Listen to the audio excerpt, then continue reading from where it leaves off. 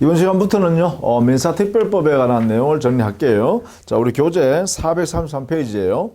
가등기 담보 등에 관한 법률입니다. 자, 먼저 말 그대로 가등기 담보 등에 관한 법률을 줄여가지고 가담법 이렇게 말합니다. 가담법.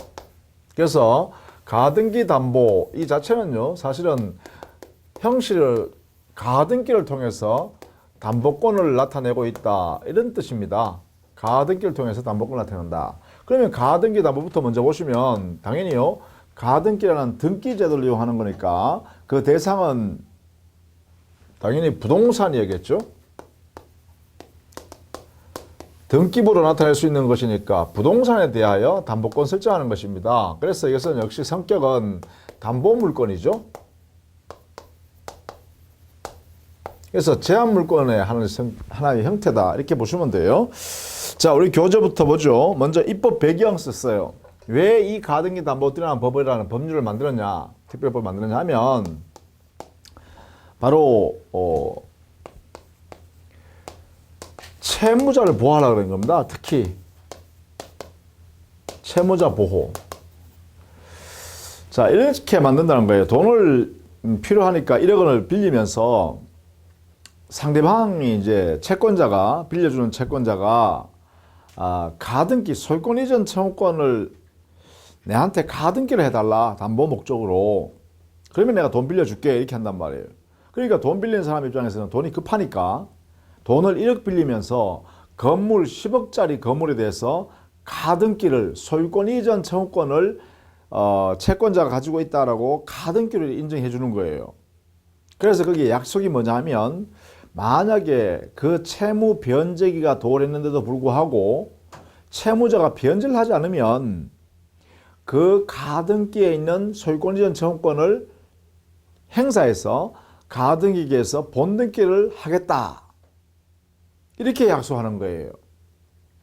그러면 결국은 변제기가 도래했을 때 채무자가 변제를 해버리면 문제가 안 되죠. 변제해버리면 가등기 담보권이라는 이 담보물권이 소멸해버리니까, 부종성 때문에 소멸하니까 가등기 말소하라 이렇게 해서 말소시켜버리면 전혀 문제가 안 됩니다. 만약에 변제긴 날짜가 됐는데도 불구하고 채무자가 변제를 못하게 되면 이때 문제되는 거죠. 이래 되면 그 10억짜리의 건물 소유권이 소유권은 청구권이라는 그 권리를 행사해서 바로 가등기에서 본등기를 접수해버리면 소유권 이전이 되어버린다는 거예요. 그러면 채권자 입장에서는 돈을 1억 원 빌려주고 10억짜리의 건물 소유권을 취득해본다는 거죠. 자, 이렇게 되면 채무자가요, 자기의 재산이 1억 원 돈 변제 못하는 걸 이유로 10억짜리 건물의 소유권을 상실하게 되죠. 그래서 이게 사회적으로 문제가 생기더라 이 말이죠. 그래서 특별히 이러한 경우에 이 채무를 어떻게 보호할까, 이런 취지에서 만든 게 바로 가등기 담보 등에 관한 법률이다 이 말이죠. 이게 바로 입법 배경이자 목적이다 이렇게 보시면 돼요. 채무자 보호. 그렇죠? 자, 그 다음에요, 435페이지 가보시죠. 이 법의 적용 범위라고 되어 있어요.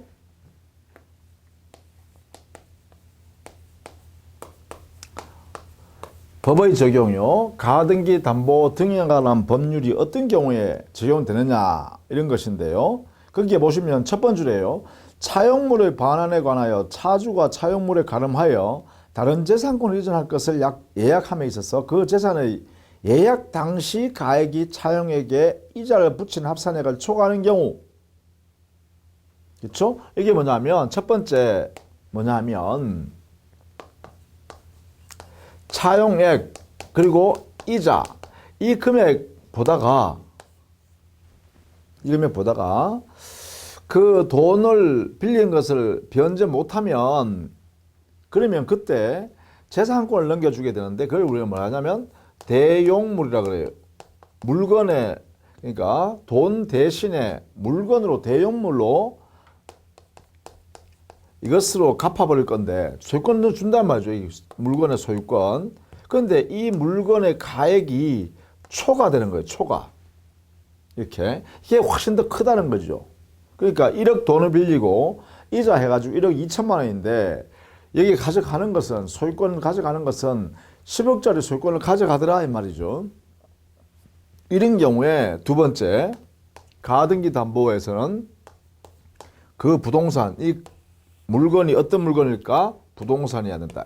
부동산 원칙적으로 부동산. 그러면 거기에 가등기를 하겠죠. 가등기. 이 부동산 위에다가 가등기 해놓는 거죠. 돈을 못 갚으면 이 물건의 대신 변제하는 것으로 이걸로 주겠다 이렇게 하는 약속을 하는 거죠. 그 약속을 뭐라고 하냐면 여기 이렇게 재산권을 넘겨주기로 하는 그 내용이 여기에 가등기에 나타나는데 그걸 예약이라 그래요. 예약. 소유권으로 대신 넘겨주겠다라고 미리 약속해 두는 거죠. 그것도 보통 그걸 말하는 대물 변제 예약이라 그래요. 채무, 돈으로 갚아야 될 금액 대신에, 금전 대신에 물건으로 대신 변제하겠다라고 미리 이렇게 약속해 두는 거죠. 이 약속한 내용을 가등기 하는 거예요. 그러니까 소유권 이전 청구권의 가등기 이렇게 한다는 것이죠. 이래 했을 때 이 가등기가 어떤 목적이냐? 바로 담보 목적의 가등기다. 이런 얘기죠. 이걸 우리는 가등기 담보권이라고 합니다. 이렇게요. 자, 이런 전제하에 세 번째. 그러면 돈 받을 권리가 있어야죠. 그죠? 요 돈 받을 권리, 요걸 피담보 채권이라고 그래요. 가등기 담보권자 입장에서는 돈 받을 권리가 있어야 되는데 이 가등기 담보권이 성립할 수 있는 즉 가등기 담보들에 법률에 의해서 적용되는 채권은 어떤 채권이어야 되냐 하면 여기는 소비대차상의 채권이어야 됩니다.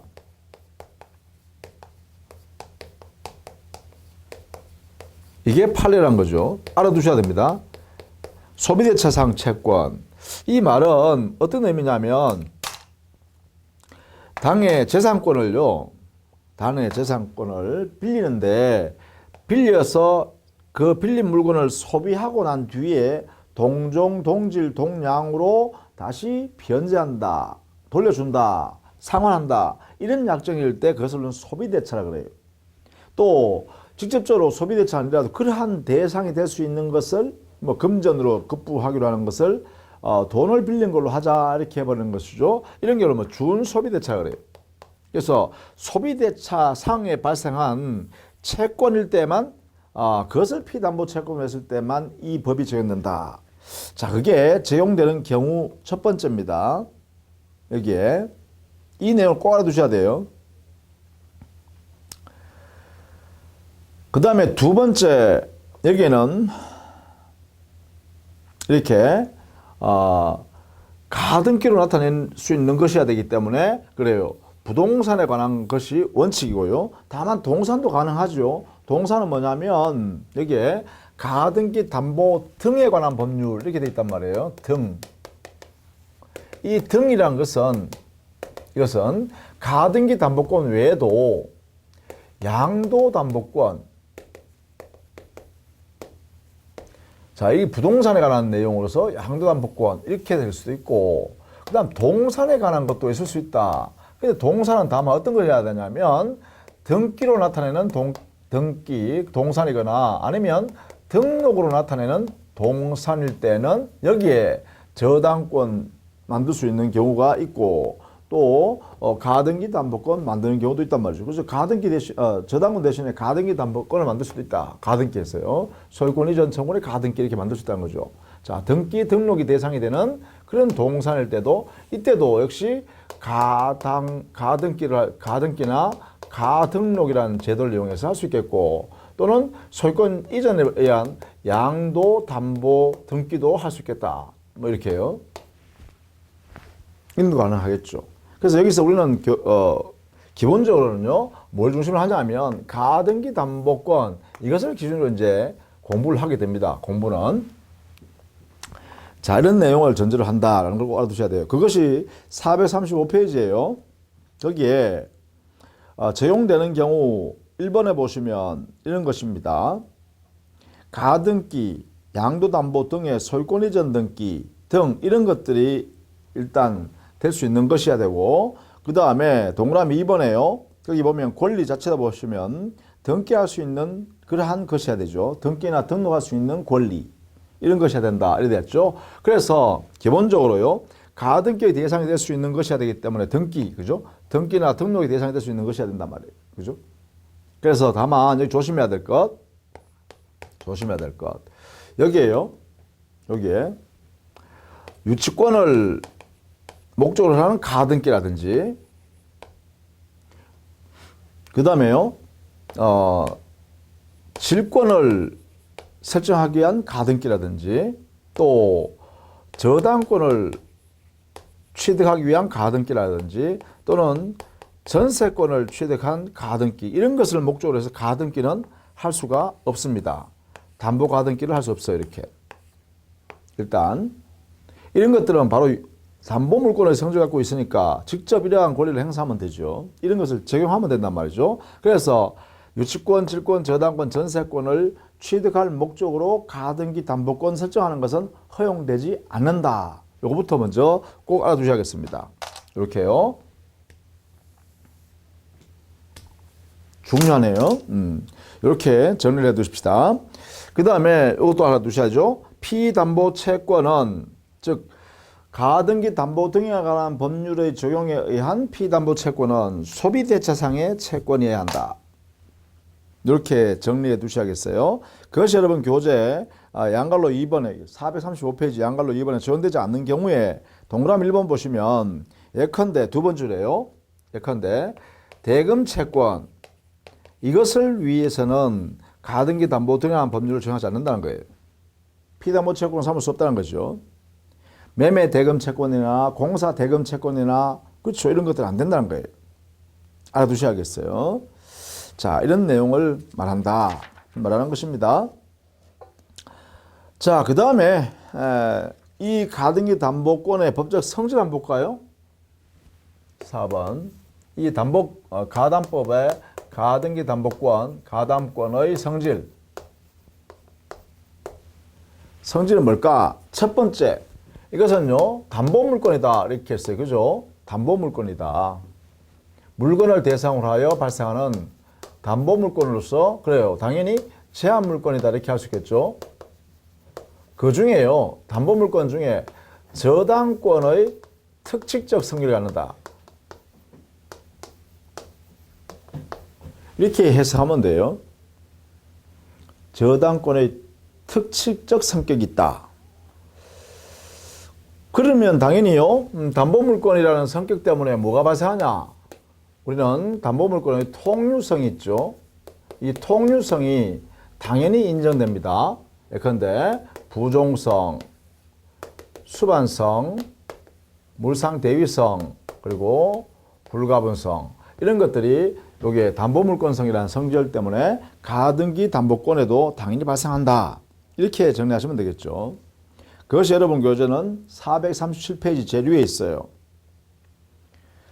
자, 그 다음에 그러면 유사하니까요. 저당권의 특칙의 성격이 있다 했으니까, 그러면 저당권과 차이점은 뭘까? 이건 알아두셔야죠. 그것이 바로 바로 밑에 있습니다.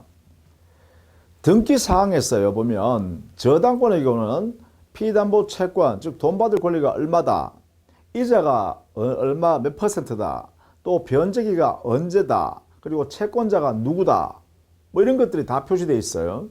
또 채무자가 특정된 사람이면 채무자도 표시할 수 있고 등기예요. 이런 것을 할 수 있는데, 가등기 담보권에 있어서의 가등기는 소유권 이전 청구권 이렇게 가등기 이렇게만 돼 있고요. 그 다음 채권자 누구 이렇게만 돼 있고, 나머지는 아무것도 나오지 않는다는 거예요. 즉 돈 받을 권리가 있는지 없는지 이런 게 안 나타나요. 이자가 얼마인지 이것도 안 나타납니다. 그러니까 그 공시방법에서는 아주 불충분하죠. 내용이, 그죠? 그런 면에서 차이가 있고, 두 번째 제일 특징이요, 실행 방법입니다. 즉 채무자가 변제하지 않았을 때 그 채권자가 자기 채권을 회수하는 실행 방법이 큰 차이가 있습니다. 저당권의 경우에는 우리 민법상 어떻게 있어요? 경매를 통해서 저당권 실행을 할 수 있다. 이렇게 돼 있죠. 경매. 그래서 민사집행법에 따라서 경매를 실행한단 말이죠. 임의경매라고 합니다, 보통. 다만 이제 유유저당 특약에 의해서 유효하게 유유저당 특약에 의한 저당권 행사가 가능하죠. 그러나 가등기 담보 등에 관한 법률에 있어서 가등기 담보권은 우리 가등기 담보 등에 관한 법률 이 법에 정해져 있는 것 외에는 허용하지 않는다는 것입니다. 거기는 두 가지밖에 인정하지 않아요. 즉 가담법에서는 두 가지를 가지고서만 실행할 수 있도록 했어요. 하나는 뭐냐? 하나는 바로 경매권입니다. 저당과 똑같죠. 경매권 행사에서 가등기 담보권자가 자기 채권을 해소할 수가 있습니다. 이때 저당권에 의한 경매와 똑같은 적용을 받아야 되기 때문에 가등기 담보권을 경매권을 신청했을 때는 저당권으로 본다. 이렇게 우리 가등기 담보 드러난 법률에서 정해놨어요. 이렇게요.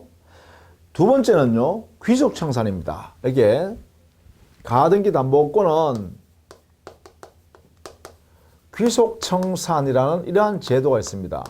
이 귀속청산이 뭐냐면 바로 소유권을 가등기 담보권자가 소유권 자체를 취득해버리는 겁니다.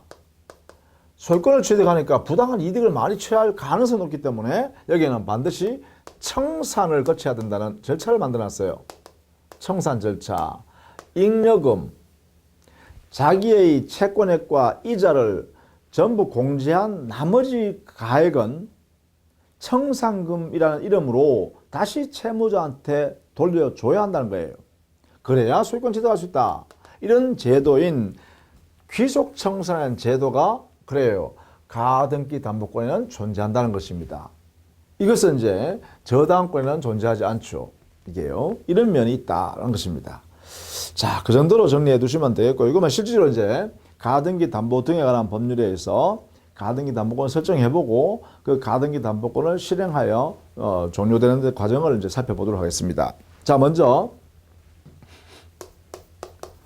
가등기 담보권 이것을 중심으로 공부한다 했어요. 양도담보권도 여기 있어요. 이 법에 의해서 양도담보권도 자체는 적용됩니다. 그렇죠? 가등기 담보권 외에도 양도담보권 등 이것도 역시 이 법에 의해서 규율된다. 이렇게 알아두시고, 자, 이때 가등기 담보권을 중심으로 해서 우리가 공부를 하자. 자, 먼저 가등기 담보권을 설정해 보면 설정 방법은 똑같습니다. 기본적으로는 가등기 담보권 설정 계약을 하고 가등기 담보권 설정하는 계약을 하고 가등기를 하게 됩니다. 이렇게. 그러면 양도담보권 설정할 때는 어떻게 해요? 양도담보권 설정 계약을 하고 소유권 이전 등기 형태로 하죠. 소유권 이전 등기 이렇게 합니다. 물론 이때 가등기 담보권 설정 계약의 당사자는 가등기 담보권 설정자와 채권자인 가등기 담보권자가 되겠죠. 똑같습니다. 이렇게 당연히 그죠? 이렇게 보시면 될 것입니다. 물론 이때 피담보 채권이 반드시 있어야 되죠. 돈 받을 채권. 물론 이때 이 채권의 종류는 불문합니다. 채권의 종류는 불문해요. 하나의 채권이든 또 금전 채권이든 물권인도 채권이든 불문하다. 이런 이야기죠. 또 채권의 일부이든 아니면 여러 개의 채권이든 또 장래에 확정될 채권이든 이거 불문합니다. 채권 존재하면 된다. 다만 여기 안 들어가는 게 뭐였죠? 대금 채권이나 또 공사비 채권이나 공사비 채권 등 이런 것들은 안 된다. 그죠? 물품 잔대금 채권도 안 되고요. 그래서 여기는 이 채권의 성질은 그래요. 소비대차상의 또는 준소비대차상의 채권이어야 된다. 이렇게 했죠? 이렇게. 이것은 판례가 이렇게 하고 있습니다. 판례가 이렇게 제안하고 있습니다. 자, 이런 전제 하에 이루어집니다. 물론 가등기 담보권이니까 가등기를 대상으로 하니까 동산은 제외되겠죠. 원칙적으로. 그죠? 부동산이야겠죠. 등기로 공시하는 동산은 가능하죠. 그러나 예컨대 선박 같은 경우가 있습니다. 그죠? 이렇게 정리해 두시면 되겠죠. 이렇게. 자, 이것이 여러분 교재는 437페이지에 그 내용이 있습니다.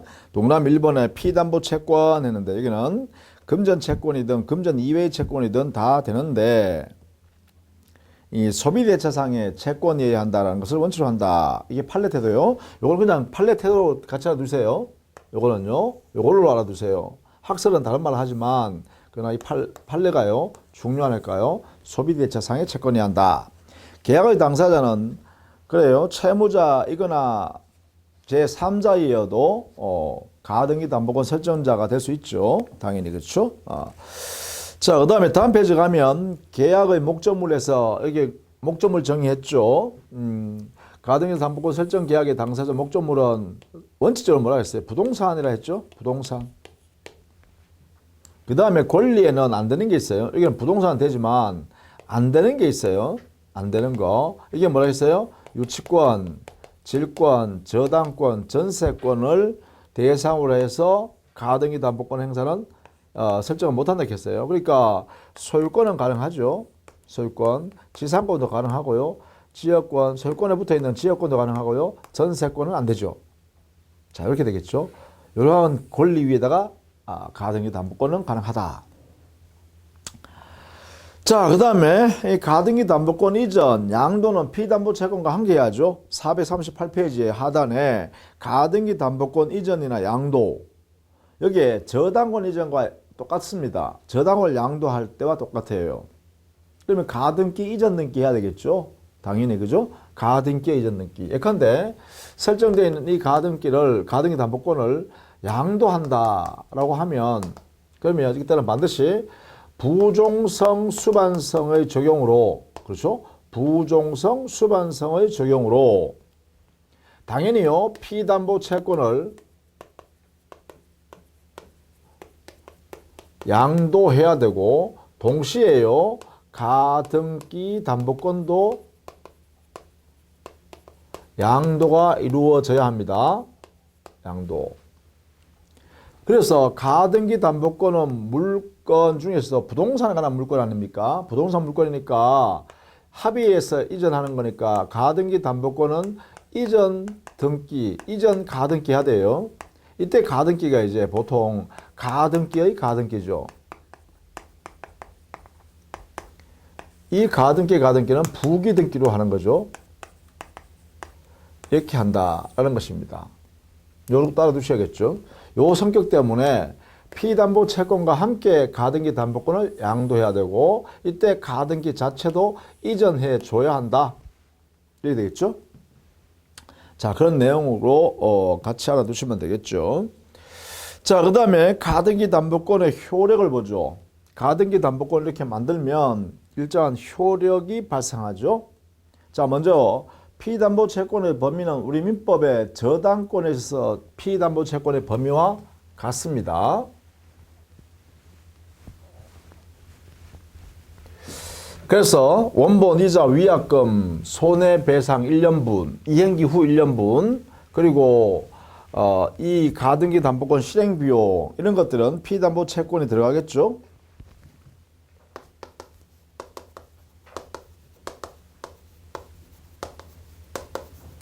이것은 민법 360조를 여기에 그대로 적용합니다. 그대로. 그러니까 원본, 이자, 위약금, 손해배상 요 1년분입니다. 이행기 후 1년분에 한해서, 그리고 실행비용입니다. 요 다섯 가지가 여기에 그대로 들어갑니다. 가등기 담보권에도 똑같이 적용된다는 거죠. 자, 목적물의 범위도 마찬가지입니다. 358조 민법, 또 민법 359조에 있는 부합물, 종물, 거기에 가등기 담보권의 효력이 그대로 미쳐요. 그러나 과실에 대해서는 그래요. 압류 후에만 그 효력이 미친다. 이렇게 정리해 둡니다. 그 다음에 대내적 효력이요. 대내적 효력이란 것은 가등기 담보권 설정자와 가등기 담보권자 사이의 문제죠. 이걸 대내적 효과라고 그래요.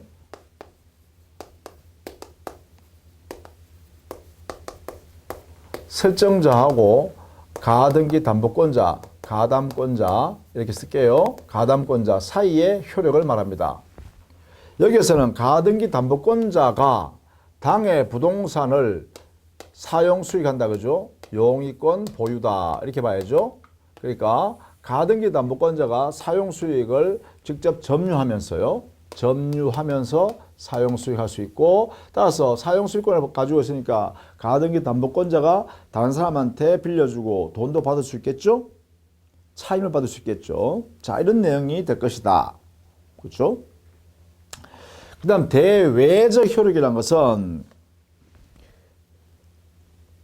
당연히 가등기 담보권자가 가등기 담보권에 기초해서 제3자, 설정자가 아닌 제3자의 관계입니다. 제3자의 관계에서는 그렇죠. 가등기 담보권자는 그 피담보 채권과 함께 가등기 담보권 자체를 양도할 수도 있죠. 또 기타 세법과 관련됐을 때는 뭐 국세 같은 이런 거 비교한다면 저당권과 똑같이 취급을 받는다는 거죠. 뭐 이렇게 우리 법에서 정해져 있습니다. 물론 가등기 담보권자도 담보물권자이기 때문에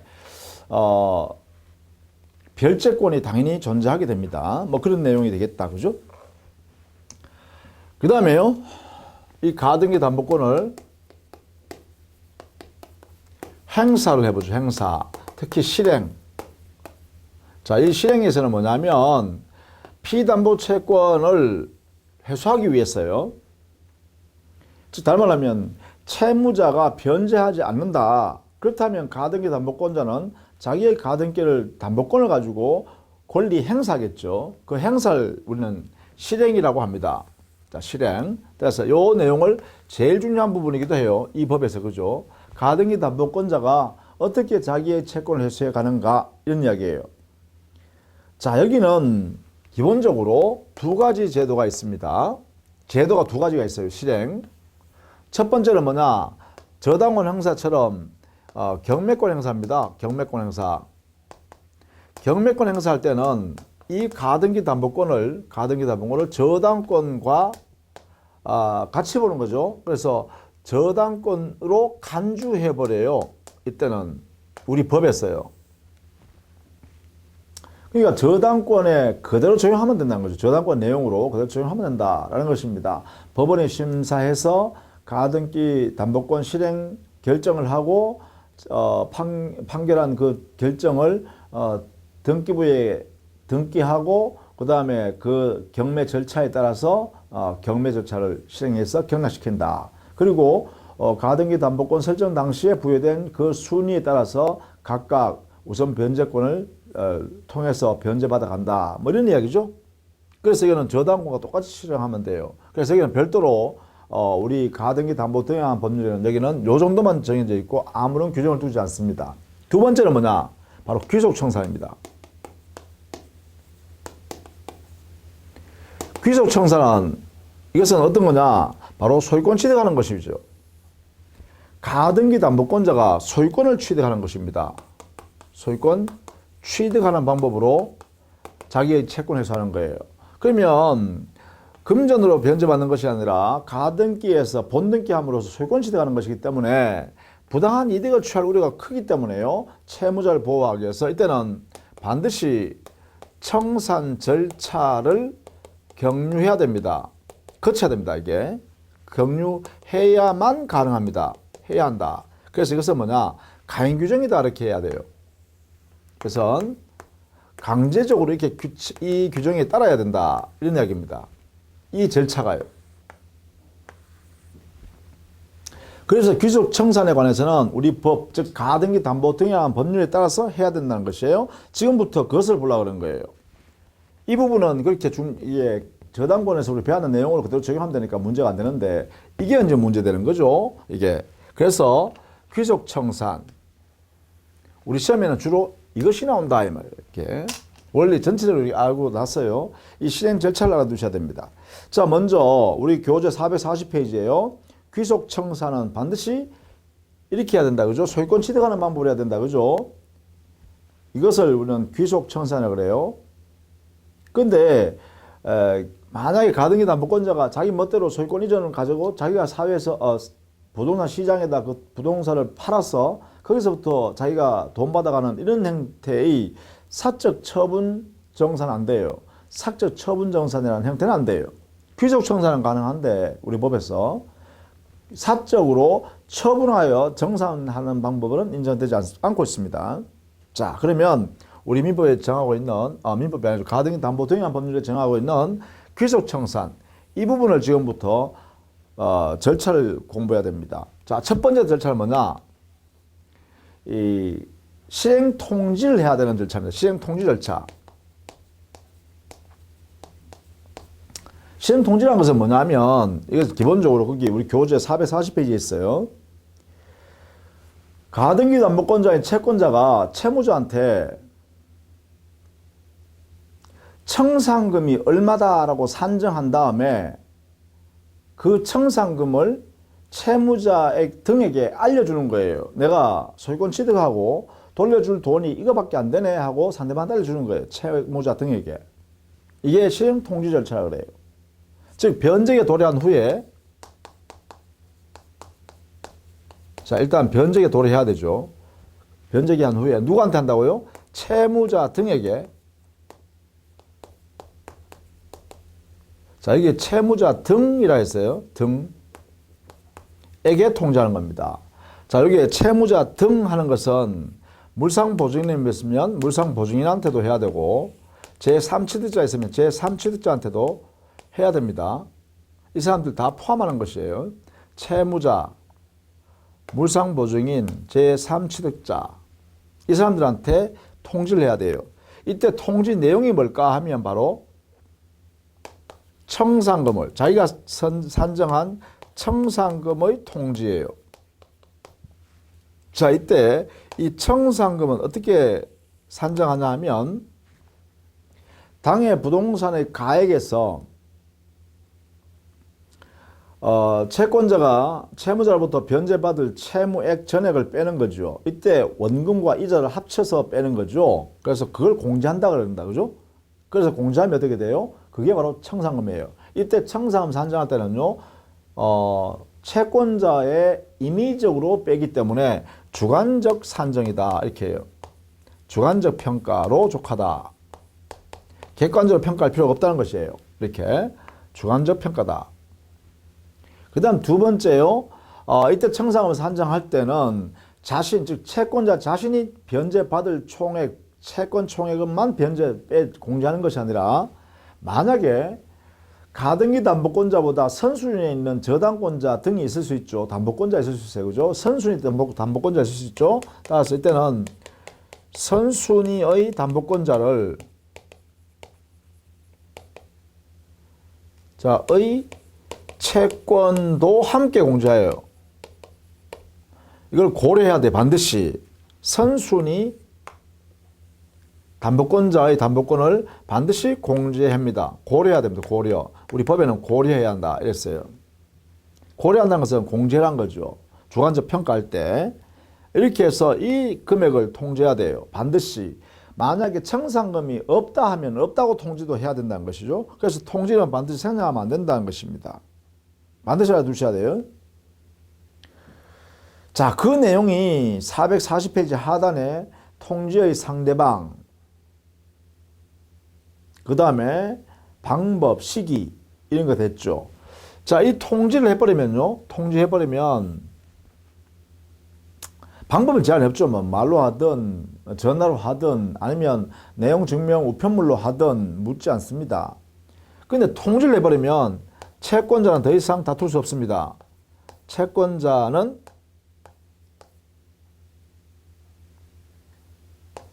이 통지한 청산금에 대하여 구속돼 버립니다. 이 말은 뭐냐? 다툴 수 없다는 것이죠.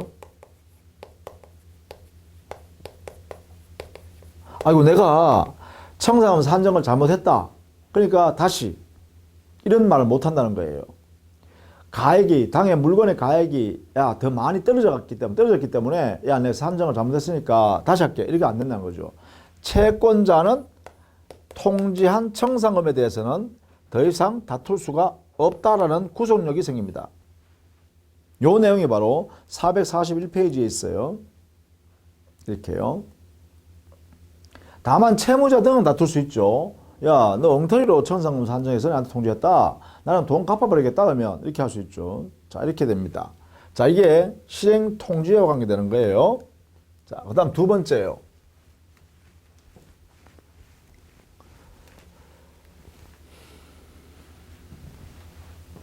이렇게 통지를 하게 되면 반드시 청산 기간을 경과해야 됩니다. 청산 기간이 필요합니다. 요 기간이 우리 법상으로는 2개월 이상을 줘야 합니다. 이 말은 뭐냐? 요 2개월을 청산 기간이라고 하는데 반드시 2개월 이상을 청산금을 지급하지 않고 기다려야 됩니다. 이 기간이 바로 뭐예요? 채무자 등이 다투면서 돈을 갚아버릴 수 있도록 할 수 있다는 거죠. 우리 민법상으로 표현한다면 최고하고 상당기간 최고하고 기다리는 거죠. 채무자 이행해라. 내가 2달 시간 줄게. 이렇게 말한 것과 같다는 것이에요. 이게 반드시 그래서 요 청산기간 2개월 이상을 경과해야만 일정한 효과를 다툴 수 있어요. 이게요. 자, 이게 중요한 것이네요. 이 전에 청산 기간이 지나기 전에는 채권자는 청산금을 지급할 수도 없고, 그렇죠? 그리고 가등기에 기한 본등기 실현해서 소유권 가져갈 수도 없습니다. 반드시 지켜야 합니다. 반드시 지켜야 한다. 청산기간. 자, 그 다음에 청산기간을 경과하면, 청산이 경과했다. 이게 경과하게 되면, 그때 반드시 청산금을 지급하고, 후에 지급해요. 지급하면, 이때는 지급함과 동시에 뭐예요? 가등기에서 본등기를 할 수 있겠죠. 이게 가능해요. 이 두 개, 청산금 지급과 가등기한 본등기 하는 것이 바로 동시에 이루어질 수 있는 그러한 내용입니다.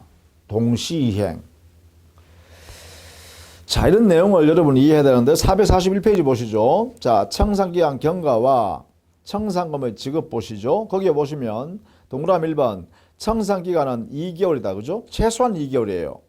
이 기간을 경과해야 돼. 이거 경과해야만 본등기를 할 수 있는데 이때 본등금을 하려고 그러면 청산금을 지급해야 됩니다. 동그라미 2번에 기억 보시죠. 청산 의무 반드시 지급해야 됩니다. 누구한테? 채무자 등에게 지급해야죠. 청산금을 채무자 등에게 지급해야만 됩니다. 만약에 특약으로 채무자 등에게 이 청산금 면제한다는 특약하면 사전에 하더라도 이게 무효예요. 이런 내용을 알아두셔야 되죠. 그 다음에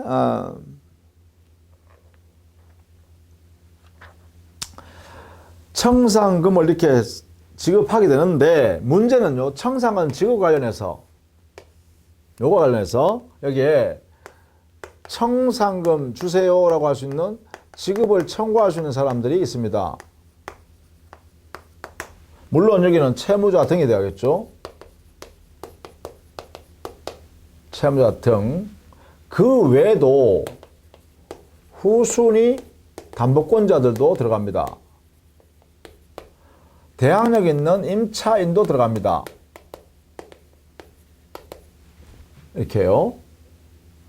청산금 지급 범위 내에서 여기에 있는 사람들, 이런 사람들이 자기의 채권 범위 안에서, 그죠? 임차인은 보증금 범위 안에서 후순위 담보권은 자기 채권액이 있겠죠? 그것을 채권자인 가등기 담보권자한테 청산금을 채무자 등에게 주지 말고 내한테 줘라 할 수 있는 권리자들이 이 사람들이 추가된다는 거예요. 후순위 담보권자 그리고 대항력 갖춘 임차인. 그것이 여러분 교재 동그라미 리얼에 있어요. 442페이지에 청산금 지급 청구권자는 채무자나 물상보증인 등과 같이 채무자 등이 행사할 수 있고 제3시대까지 포함해서 후순위 권리자, 즉 후순위 담보권자도 포함된다라는 것입니다. 또 대항력 갖춘 임차인도 가능하다라는 것이죠. 이렇게. 근데 만약에 이 청산금을 지급해야만 바로 가등기권자는 가등기한 본등기를 실현할 수 있잖아요. 동시에, 그죠? 그러니까 이때 만약에 이 청산금 지급 의무가 압류된 때는 만약에 다른 일반 채권자가 청산금을 채무자 주지 마십시오. 이렇게 압류를 할 수도 있어요. 그럴 때는 그래 이때는 청산금 지급하는 방법이 왜 압류돼 있으니까 바로 채무자 등에게 지급을 못 하잖아요. 그래서 이때는 공탁을 하게 되면 공탁하면 청산금 지급과 같습니다.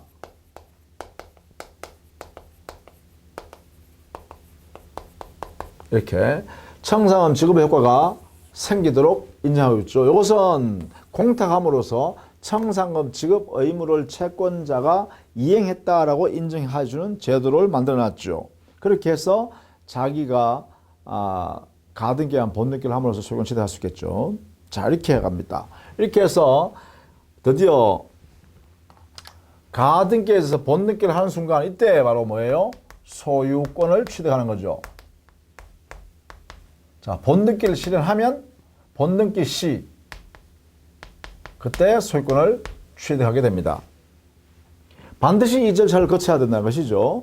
자, 그것이 여러분 교재 442페이지에 제일 밑에 보시면 소유권 취득 시기 가등기 담보 가등기의 경우에는 청산기간에 경과하고 청산금을 채무자 등에게 지급한 후에 지급함과 동시에 해야죠. 소유권 이전 등기를 본등기로 하면 된다라는 것입니다. 양도담보권일 때는요. 양도담보권은 이미 소유권이 등기부상으로 채권자 앞에 이전돼 있죠. 그러니까 이때는 별도로 청산금만 지급해버리면 소유권을 취득해버립니다. 그죠?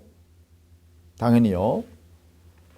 만약에 청산을 하지 않고 청산금을 지급하지 않고 등기 이전하면 소유권 취득할 수가 없다라는 것이죠. 왜? 이것은 강행 규정이니까 반드시 지켜야 되니까요. 자, 444페이지 밑에 위에 보시면 동그라미 2번 동시행관계 되어놨죠? 이 동시행관계는 이 이야기입니다. 청산금 지급과 가등기 기한 본등기 하는 것은 동시이행관계다. 이런 이야기예요. 자, 그 다음에 4번 동그라미에 채무자 등의 말소등기 청구권 했는데요. 이것은 어떻게 하냐면 이 청산금을 지급받기 전 청산금이 지급되기 전에는 채무자 등이 우선 먼저 채무액 전액을 변제가 가능하죠. 자, 청산금을 지급받기 전이라면 채무자 등은 먼저 청산금 받기 전에 먼저 채무액 전액을 변제할 수 있습니다. 이때 이 변제가 되었다라고 하면 당연히요 채무자 등은 가등기 담보권 자체가 부종성 때문에 소멸해 버리잖아요. 그래서 이때는 변제했다면 가등기의 말소 등기를 청구할 수 있게 되겠죠. 이되겠죠. 바로 채무자 등은 변제해버리면 이 말입니다. 변제하면 등기 말소하세요. 이제는 이렇게 할 수 있다는 거죠. 이게 이제 자 청산금 지급을 받기 전이면 이렇게 가능하다라는 것입니다. 그런데 여기에 말소 등기 청구권을 인정하는 것을 제한되는 경우가 있어요. 이게 이 제한이 뭐냐면 두 가지입니다. 하나는 뭐냐면 당해 채무자의 그 피담보 채무 변제기가 지난지 변제 후 10년이 경과했다 라거나 아니면 선의의 제3자가 소유권 취득한 경우입니다.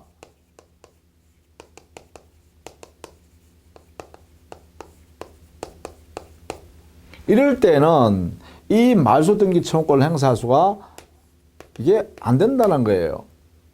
이런 경우에는 변제기 후 10년이 경과한 경우라든지 지금 현재 채무자가 변제하는 행위가 또는 선의 제3자가 소유권을 취득하고 있는 상태라고 한다면 이 말소등기 청구, 가등기한 말소등기 청구권은 이거 없애라 말 못한다는 거죠. 행사할 수 없다. 이런 이야기예요. 자, 요 두 가지를 꼭 알아두셔야 돼요.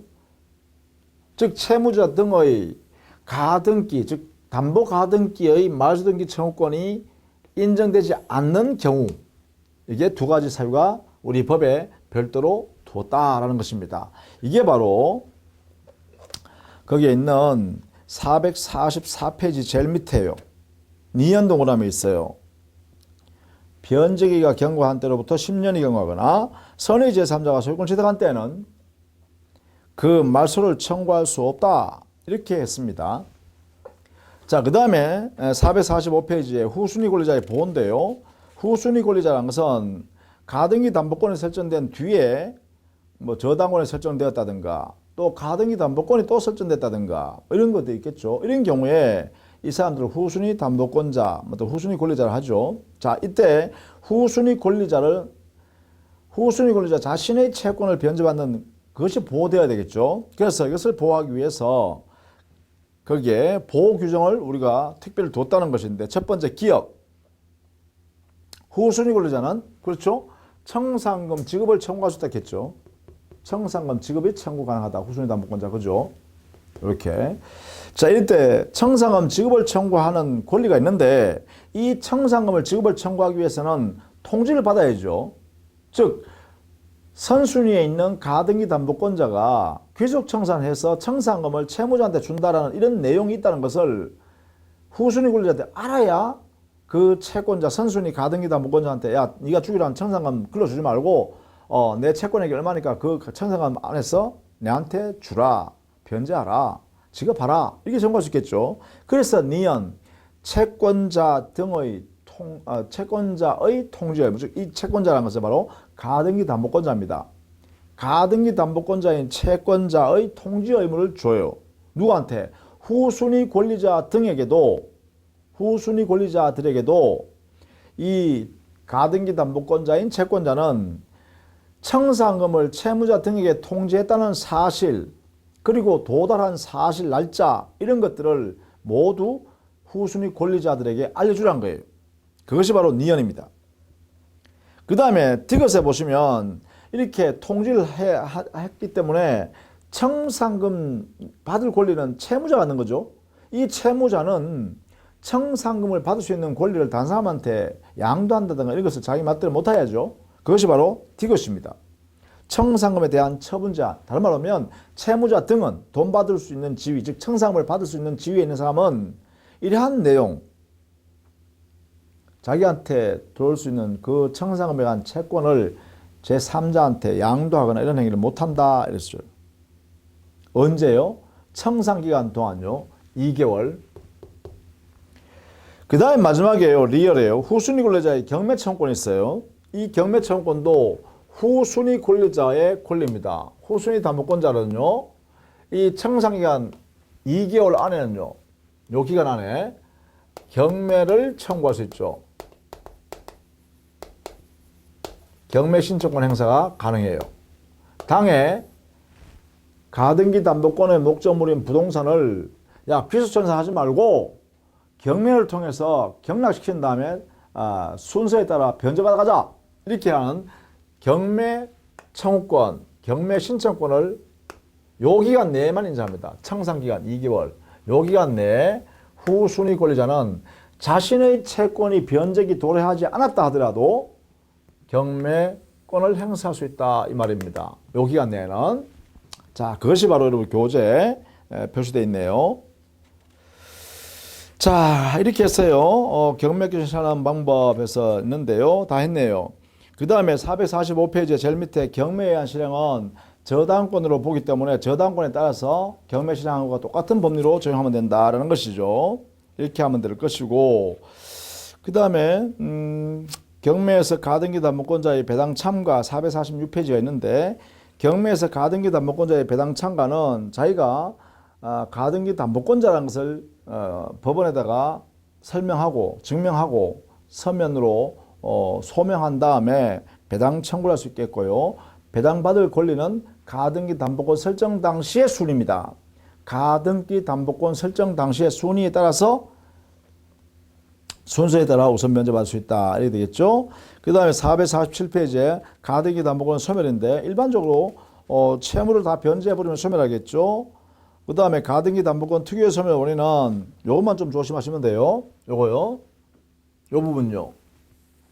요거 변제기 청산금 지급을 받기 전이면 채무자 등이 먼저 청산금 받기 전에 먼저 채무액 전액을 변제해버리면 가등기 담보권 등기 마수해라, 가등기 마수합시다 이렇게 청구할 수 있다는 거죠. 그런데 이것이 제한되는 경우가 바로 여기 있다 했어요. 제한되는 것. 그 두 가지 사유. 요 내용을 꼭 알아두셔야 돼요. 여기에요. 여기에 가등기 담보권 소멸하는 내용과 그 다음에 그 가등기 담보권의 가등기를 말소하세요라는 권리를 제한하는 두 가지 예외가 있다는 거예요. 여기에 시험에 자주 나옵니다. 이렇게요. 자, 그래서 이 두 가지를 정리해 두시면 되겠다. 자, 이렇게 했어요. 가등기 담보 등에 법률을 가등기 담보권을 중심으로 해서 정리했습니다. 주로 우리 시험에서는 가등기 담보권을 시험 내니까요. 알아두셔야겠고요. 원칙적으로 일반적인 동산의 경우는 가등기 담보 등에 관한 법률은 적용되지 않습니다. 왜냐하면 등기 등록의 대상이 아닌 동산은 가등기 담보권에 의하여 공시할 방법이 없죠. 그래서 적용되지 않습니다. 예컨대 아무리 비싼